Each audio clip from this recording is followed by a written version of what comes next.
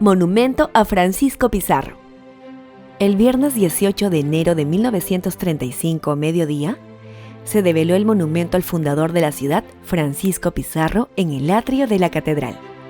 Fue el evento central de la conmemoración por los 400 años de su fundación.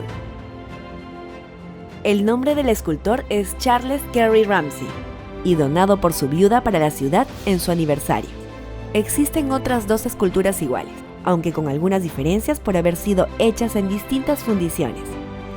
La primera de ellas está en la ciudad de Búfalo, en el estado de Nueva York, y la otra en Trujillo de Extremadura, ciudad natal del conquistador.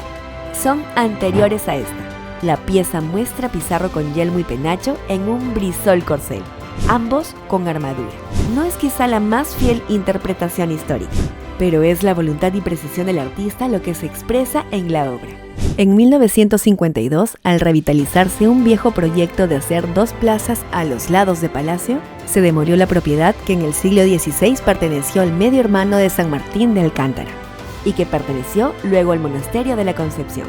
Años más tarde, en 2004, bajo el debate del rol de Pizarro en la conquista, fue trasladada su estatua a un rincón del Parque de la Muralla.